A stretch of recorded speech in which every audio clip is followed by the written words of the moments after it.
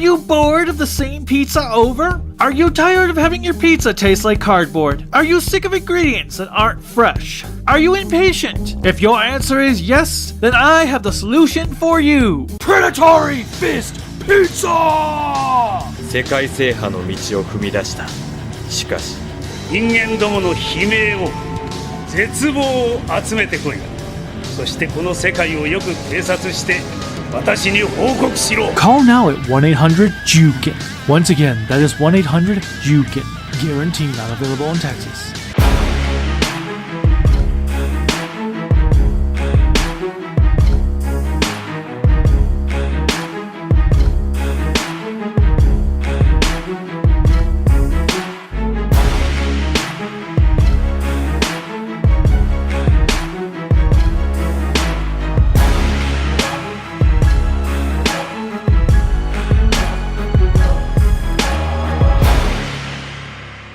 Remember to click like, subscribe, the bell notification, and whatever else YouTube has you clicking on to support us. Super Sentai Gekiranger! Welcome, I'm the Kaiju no Kami, and today I'm going to be reviewing Juken Sentai Gekiranger.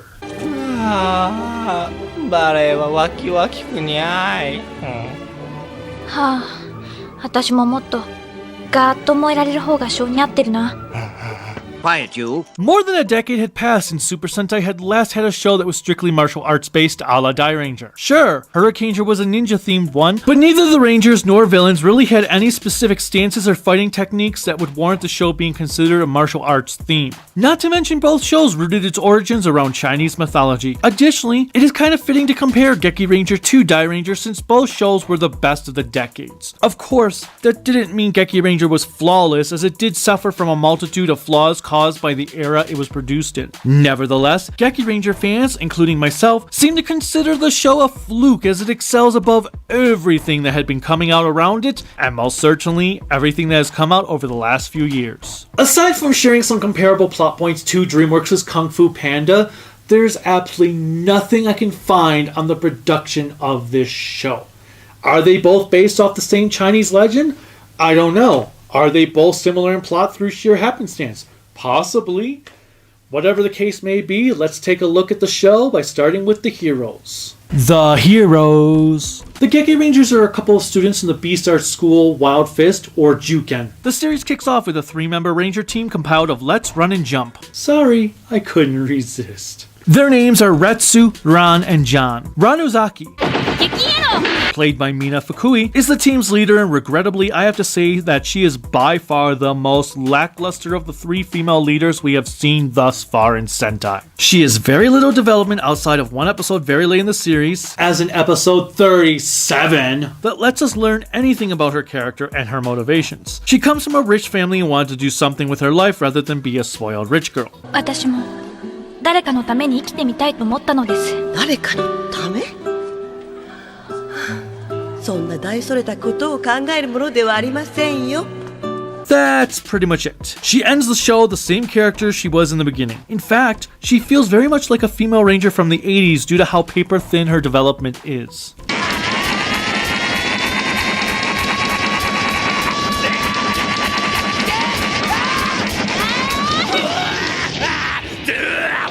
It's official. You suck. On the opposite end of the spectrum is Manpei Tagaki's Retsu Fukami.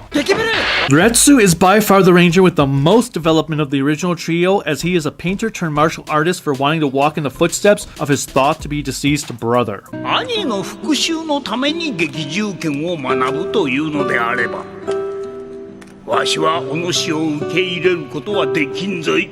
As the show progresses, we get to see Retsu go from hard-headed, all-serious, no-nonsense brat to a more relaxed fighter. It also helps that he gets some of the best episodes of the show, one that even features his real-life twin brother who plays an evil doppelganger version of Retsu. もう兆候が出てきたな。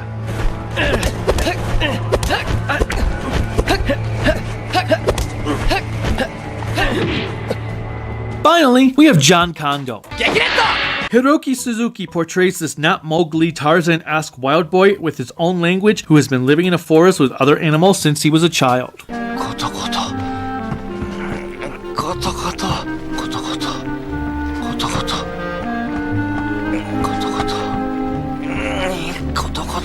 I am usually not a fan of the spastic, loudmouth Red Rangers, and while John is nowhere near being my favorite Red Ranger, his personality makes sense given his upbringings. Unfortunately, like Ron, he is pretty flat as far as character development goes until the last quarter of the show, which I cannot discuss due to major plot spoilers. Let me just say that it brings far more depth to his character than I had ever anticipated. His naivete also grows on you as the show progresses, and sometimes you feel kind of sorry for him. Although, I still want to know what the hell he was really doing to that poor panda in the first episode.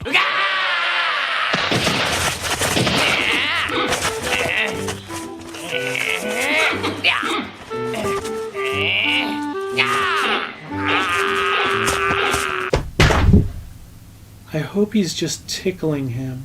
I want to see you have panda sex. So come on now and do that thing. Get a piece of that sweet ling ling. Early on in the series, the Ranger trio find themselves outclassed by their enemies and they must learn new techniques that will allow them to surpass their rivals. This leads them to acquiring some new weapons. John gets a sword.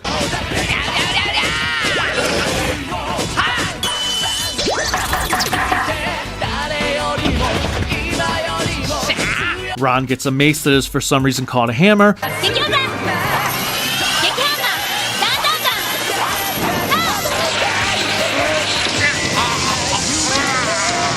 And Retsu acquires his best katana impersonation.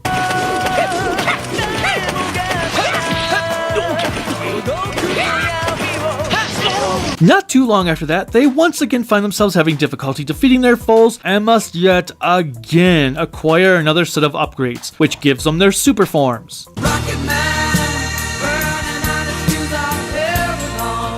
I love the designs of their original outfits, but the super forms aren't too bad.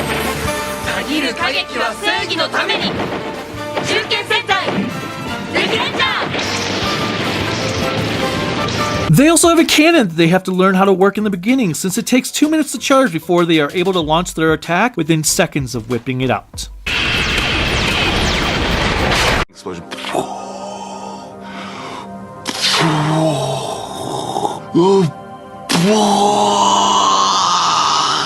The second half of the show adds 2 more Rangers to the team, with the first being Retsu's long-lost brother, Go, played by Rikimura, whom you may know as the newest Space Sheriff Sheridan.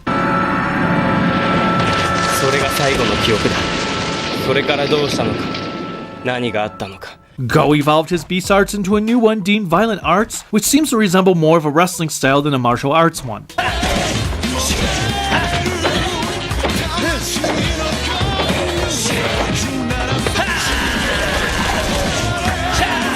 In addition to being Retsu's brother, we also learned that his best friend was the show's main villain Leo before becoming evil. This leads Go down a path of vengeance for Leo's betrayal.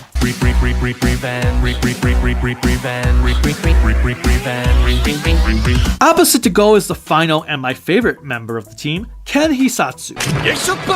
Satoru Yasuda does a wonderful job with giving us this laid-back fellow who is as determined to be a martial artist as he is at relaxing and eating a bag of very greasy fried pork cutlets. I guess he's studying the art of heart attack. Until his arrival, Ken studied overseas and was given a sacred blade that, as we come to learn in one episode, he sold to an old woman in order to give himself a nice vacation. たまたま骨董品の買い付けに来てたばあさんがいたから、そこで10万円分のお金と交換して、ちょっと合流しただけだって。ふざけるな。That's just dumb. I really like Ken as he brings a nice balance to the Ranger team that seems to teeter on complete ends of the spectrum. Ken's lazy nature allows him to be both funny and serious without it ever feeling out of character. It also helps that he is written as well as he is acted, adding a new dynamic to the show that could have gotten stale otherwise. I also love the side blade weapon he has as it also distinguishes his style, Diamond Fist, from the others.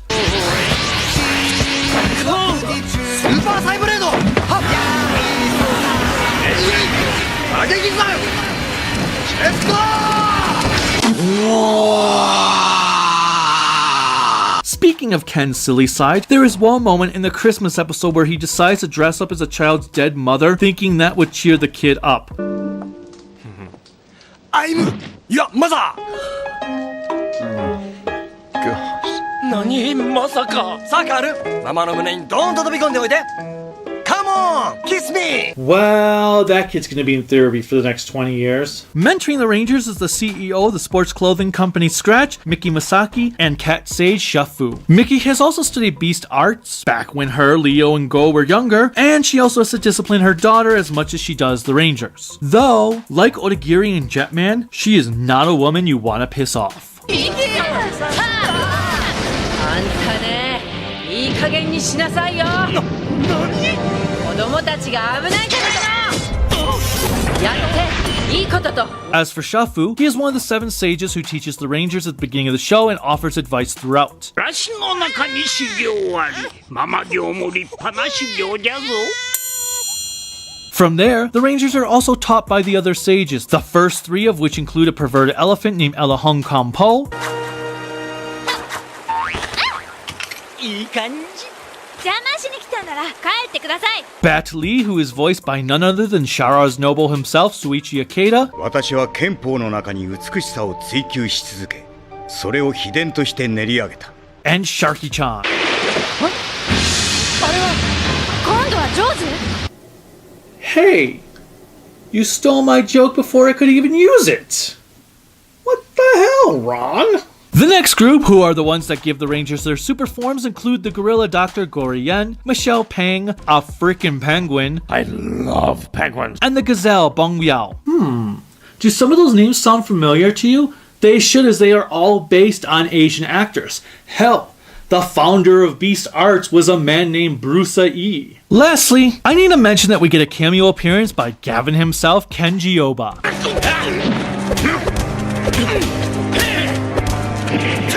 The villains. At the beginning of the show, we learned that Beast Arts had been divided into 2 schools of thought. Wild Fist, and the ones our villains follow, Predatory Fist. Our main antagonist is Leo, played by Hirofumi Araki, who is studying the art of goofy facial expressions.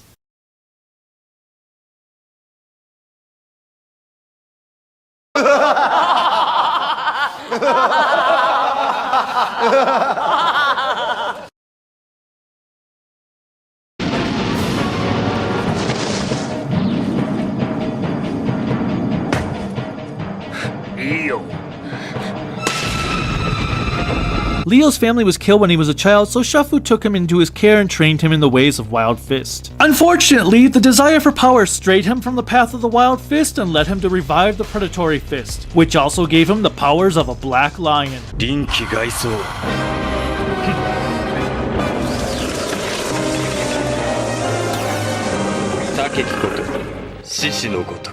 Here, he acquired 3 bracelets that would allow him to locate and revive the school's 3 sages, with the hopes that they would teach him how to conquer the world. Of course! Not only is Leo hands down one of the best main villains of the entire franchise, but he is also one of the most fleshed out and sympathetic. Hell, he is far more developed than pretty much the entire Ranger cast, which is both a positive and a negative. More on that later though. Following behind Leo is a long-dead chameleon warrior he revived at the start of his venture known as Melee, played by Yuka Hirata. 強さを求める俺を助けるがいい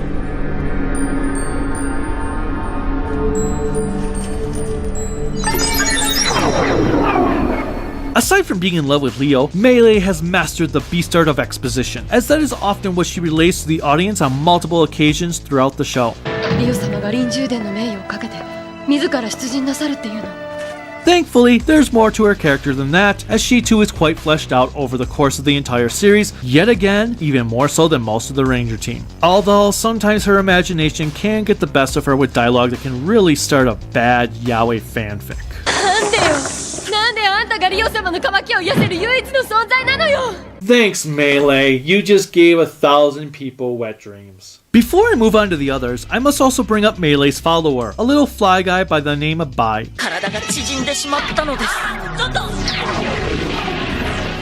ただ殺しはしない。我が体内で溶かし。それからずっとメレのお腹の中。Phrasing? Bai seems to be one of those characters you love or hate most of the time, as he provides this annoying commentary during mech battles as if it is a sports event. さあ、今日も実況始めますよ。証券のルーツとラスカにどう挑むのか激闘じゃ楽しみですね。そうですね。Though, I guess Scratch is a sports company, so that does kind of make sense. We learn that he has to continuously return to Meilei's stomach in order to live, though sometimes I do have to wonder how he leaves her body. Like seriously, where the hell did he come from in this scene? どこ行きゃいいのよ。何も聞こえない。まったくおかしいな。おかしいですね。You know what? On second thought, do I really want to know? Like with the Gekirangers, Leo and Melee acquire some of their own mentors who were the founders of the Predatory Fist. The bird-like Kata, jellyfish and former lover of Shafu Rageku. Sounds like the brand of a pasta sauce. Darling? Darling? 会いたかったわ、Darling. And the hot-headed Rage Meister Maku. It is also worth mentioning that Maku is voiced by Daima-own Captain Zahab's Hidekatsu Shibata. バカかわしがこのリンリンシーにドリンキを与えてやったのはわしの力を見せつけるため While Kata's voice actor, Rokuru Naya, was Moke in Gingaman. 今若獅子は己の悪夢の中にある。そして最後には絶望の中で悲鳴を上げるだろう。They all bring in unique personalities and lessons to teach both Leo and Melee while having a solid connection to the Wild Fist sages, so they never feel like they are a waste of time nor wallpaper. もう君たち落第。私のレッスンに参加する資格ないわ。 In addition to the Predatory Fist sages, we have another faction of villains that utilizes the Phantom Fist style of fighting. The leader of this group is a man by the name of Long. 避けているだけだが、マク様の攻撃に一歩も引かぬと。溢れてきちゃう。なんなのあの子。 It's a long story. Long longs for Leo to achieve his goal as being the world's king by offering him the ability to become the Phantom Fist's king, and helps both him and Melee acquire upgraded forms.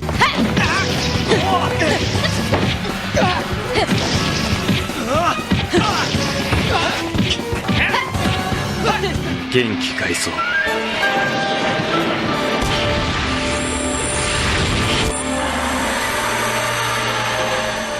What's interesting is we once again dive into Chinese mythology of Melee being a phoenix, Long being a dragon, while his two cohorts are a white tiger and a turtle. 新たな意識を持つ新たなリオ様に生まれ変わらねばよ。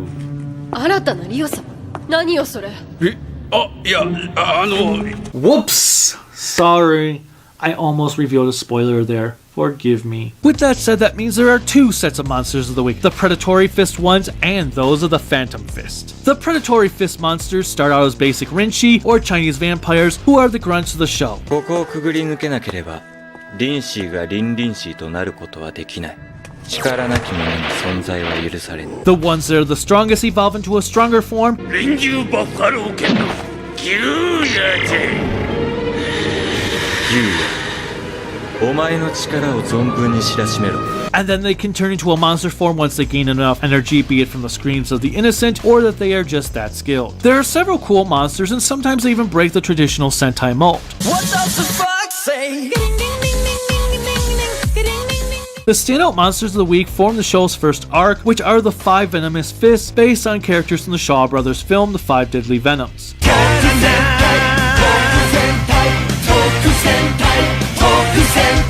Jory Zarbon in here. I'm not a fan of all of the Venoms, especially the Dance Master Sorisa.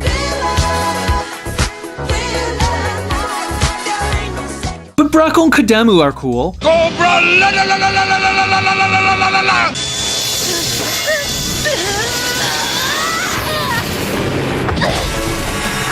On the Phantom Fist side, my favorite is the Anubis-looking creature and younger brother to Bracco, Ko. 兄貴のことなんざどうでもいい。うさんくさいやつね。何が目的？資源省の座さ。 As for growing big, it's a work of art. Literally. 倫理写真当天編。うわーもうデカデカだ。なんだこいつ。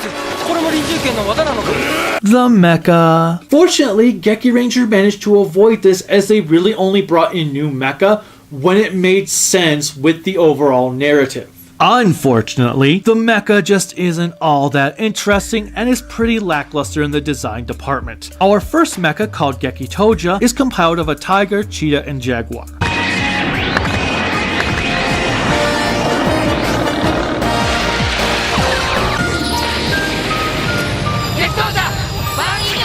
Individually, they are as bland as the mechs from Dairanger, but I do like the simplicity and agility of Gekitoja when he is on his own. Being thinner allows the actor to actually perform kung fu moves similar to the quick form of Shupujin in Hurricanger.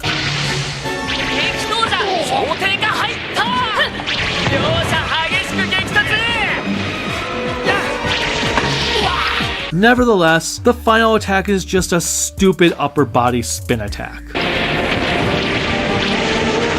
So exciting. The auxiliary mechs are a shark, bat, an elephant, and all they do is attach to Gekitoja to give it a new ability like a long-range hammer, wings to fly, or what does the shark even really do?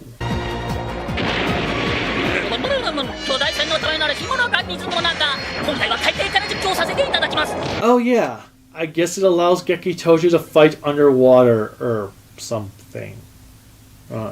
A gorilla, gazelle, and penguin on a hoverboard make up the second mech of the show, Geki Fire.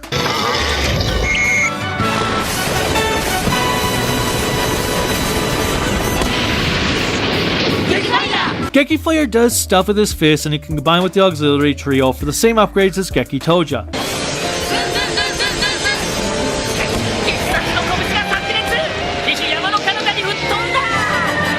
Geki Violet gets his own wolf mech that can form the leg on Gekitoja.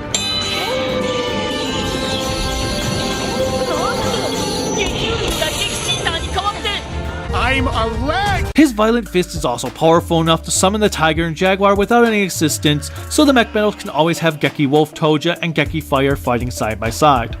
Whatever works. The last mech of the show goes to Ken, which is called Sai-Dio. As its name implies, it's a giant rhino mech that can transform into a robot form.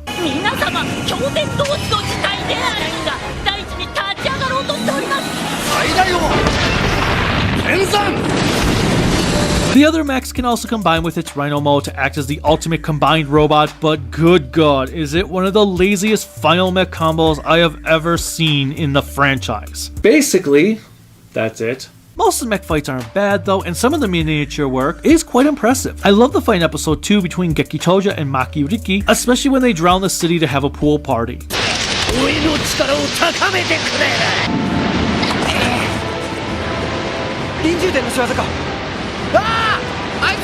Too bad it's Sunday. Those buildings would have been filled up tomorrow.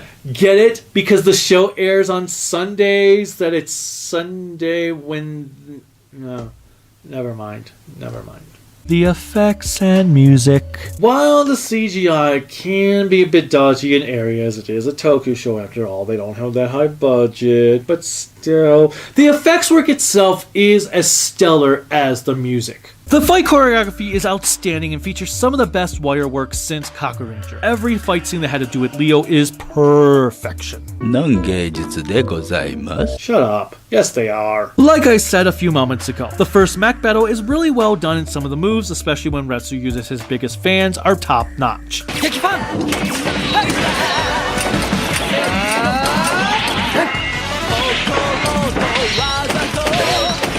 Some of the sunset-esque moments are cool, and John and Leo have a really kick-ass fight in the snow. On the downside, the CGI is your standard fare that looks out of place at times, but nothing too bad to really break up your immersion.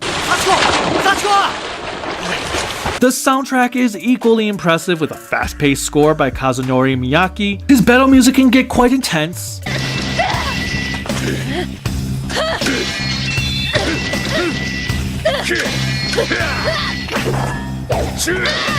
And I love some of the tracks surrounding Bat Lee.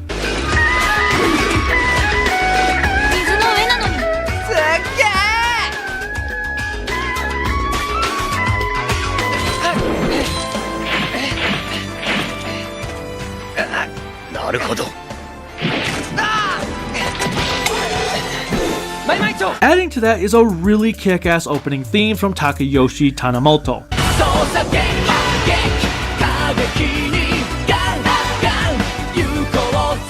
Ichiro Mizuki's ending theme, Tao, is an interesting one as it starts out quite mellow before diving into a dance-like trance viewers have come to expect from a Sentai ending theme.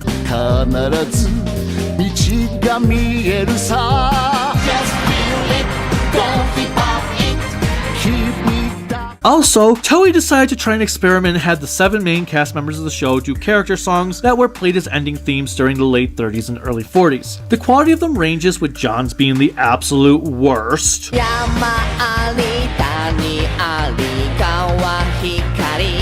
Oh, it's like some cat just decided to scratch his nails down a chalkboard. Go's is probably the best since he is the only one who can really hold a tune the most.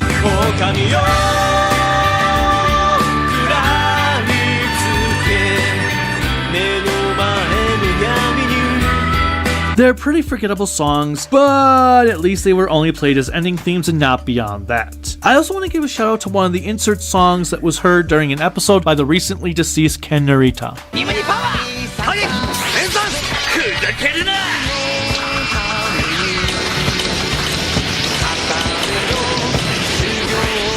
The episodes. Gekiranger is a series that feels like it came out of the 80s or the 90s, rather than the 2000s. What I mean by that is that this series focuses a lot of its character development on the villains as opposed to the Rangers, harkening back to the shows from the 80s. On the other hand, it feels quite experimental as the franchise did in the 90s. Gekiranger is at its finest when it is breaking the normal Sentai mold. There are episodes where there may not be a mech battle, something that is a rarity in the modern age of Sentai. Additionally, there is even one where the Rangers do not fight a single villain outside the recap during the episode's prologue. There are even times when a string of episodes will go by before we get a traditional Monster of the Week story. As such, it feels like a fluke compared to everything surrounding it. Naturally though, you know it's a post-2000 show based on the auxiliary mechs, the use of CGI, the silly Red Ranger, and the lack of civilians being in any sort of true danger. Still, it is impressive as to how much care went into this show, which sadly did not seem to pay off as I've been told the show had low ratings and poor toy sales, which could explain why Toei seems hesitant to leave their safe zone in more recent years. Not every episode is golden though, as Gekiranger does take a bit to get moving. The first quarter of the show is a slog to get through with some of the weakest episodes to boot.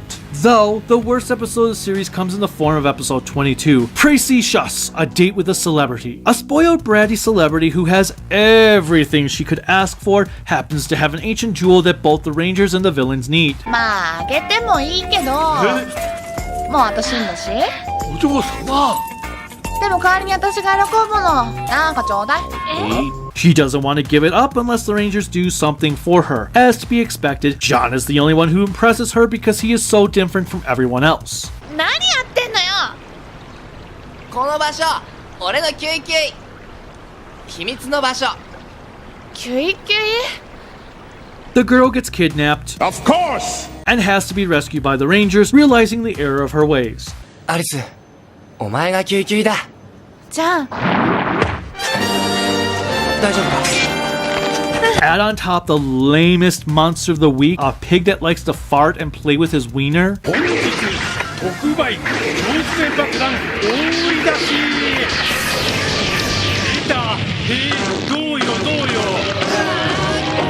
That's disgusting. And you would have an episode that would probably be okay had this been in any of the more recent Sentai series. In Gekiranger, it just doesn't work.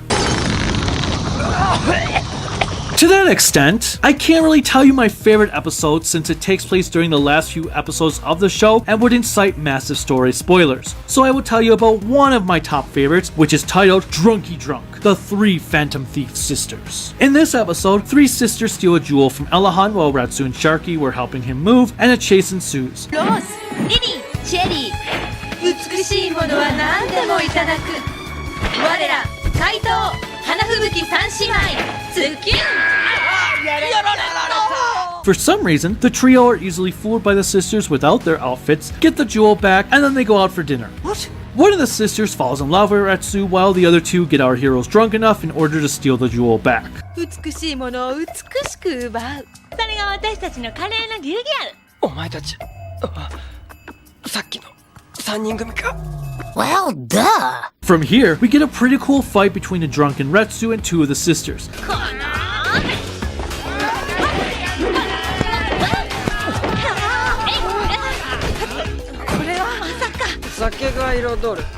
At the same time, Melee has to deal with a lackluster Rinchi that wants to be a monster of the week, and his incompetence gets him in trouble as the show progresses. 賄賂よわい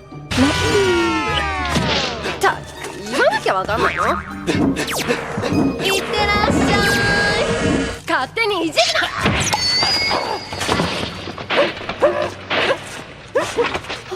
入っちゃった The funniest bit about this is during the episode, John and the others are deciding if Ken is truly worthy to control Side-Io, and he goes out to prove himself by attacking the armored Rinchi alone when it accidentally grows big.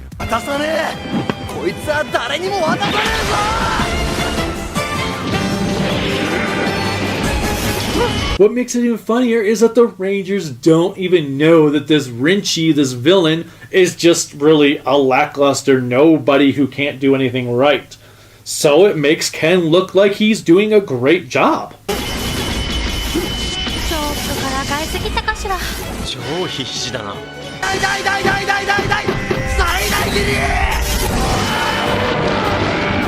The movies. Like all the series from the 2000s, Gekiranger has both a theatrical film and the annual Versus movie. The theatrical film takes place between episodes 9 and 10 and features a crazed media kingpin who teleports the world's top fighters to his island in Hong Kong, which includes our heroes and villains. His goal is to have them all fight so he can steal their abilities as they lose. It's getting a little Mortal Kombat up in here.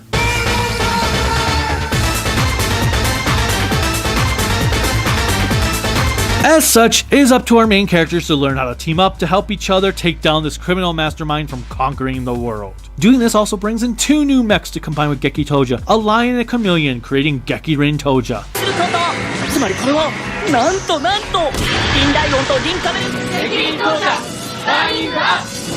It's a pretty cool combination. The movie isn't bad, it has some good miniature work. John also gets to meet his doppelganger, a ditzy Hong Kong policewoman. 大丈夫かラオは邪魔しないで邪魔すると痛い目に遭う It is also canonical with the series because Gekirin Toja does show up a couple times in the show. The Versus movie, on the other hand, has stuff in it. Shizuka of the Wind steals a jewel from Scratch that leads the Bokengers to them, and the two teams fight over it, only to lose it to an under evil control Akashi while Sakura retrieves the other jewel from Leo.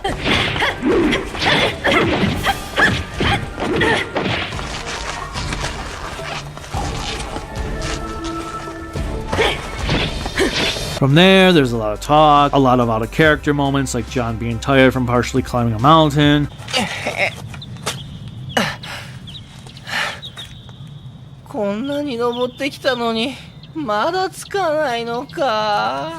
And some stuff about Space Kung Fu. Wait, I'm sorry, did I just call it Space Kung Fu?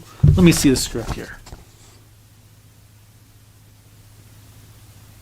Yeah. It actually does say Space Kung Fu. God, that sounds so stupid. Uchukenpo. Uchukenpo? People never do that, you know? Do what? They never put the word space in front of something just because everything's all sort of high-tech and futuristic. Anyway, the Rangers team up for a final battle. Leo and Melee get put under control of the Space Kung Fu dude, and he's defeated.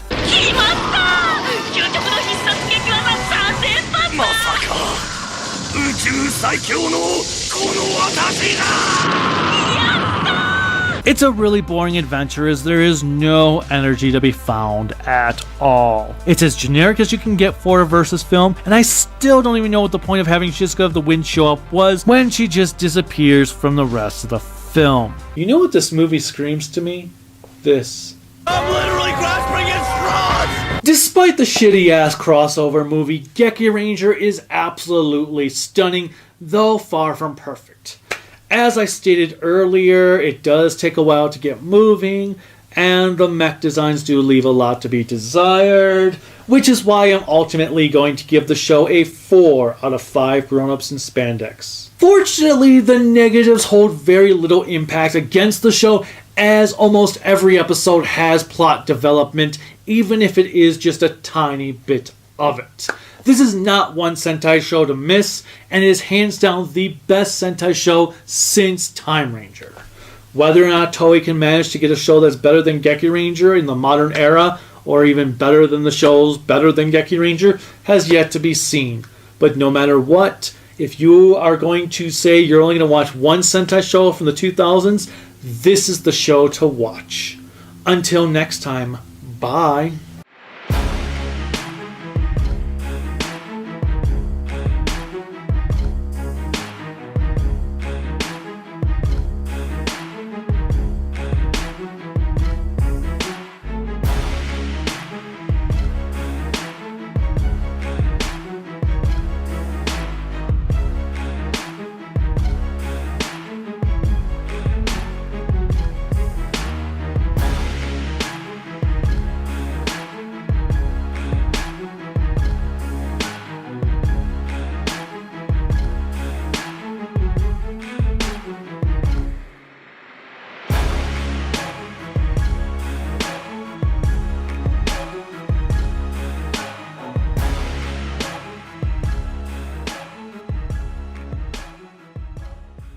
銃剣のセンスを磨くために芸術の鑑賞も大事よ。